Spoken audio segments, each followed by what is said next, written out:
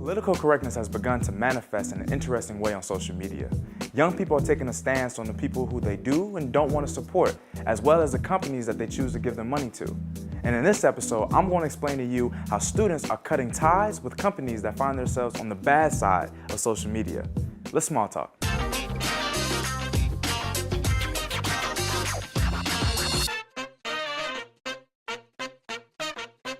We know that millennials and Gen Z connect most with the people, institutions, and trends that share the same values.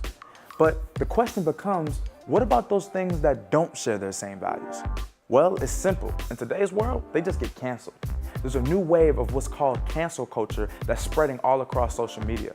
Essentially, those who participate in it are choosing this cultural boycott of sorts, where things that were once widely approved and accepted are now being disinvested and no longer supported. And all it takes is a collection of tweets, and all of a sudden it's validated. And mind you, no one is safe. Now anyone and anything can be canceled. Remember when H&M called this kid a monkey? Canceled. Remember when Kanye said that slavery was a choice? Canceled. And just recently, the Twitter community tried to cancel another social media personality, Brother Nature. He got famous for making these funny videos of him interacting and feeding deer.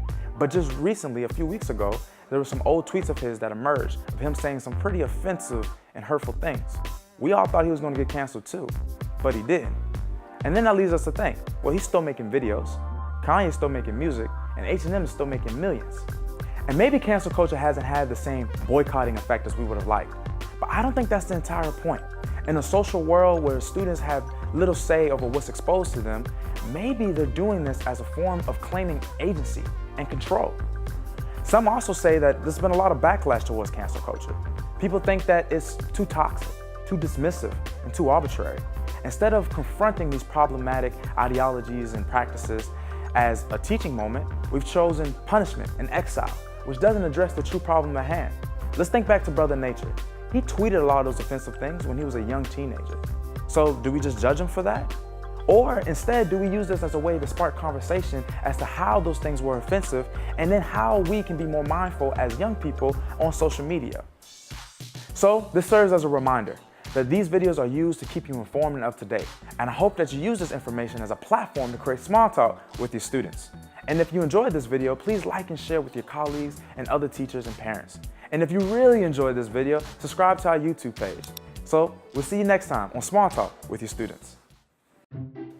Canceled. Canceled. He did what? Canceled. Done for. Nope. Gotta go.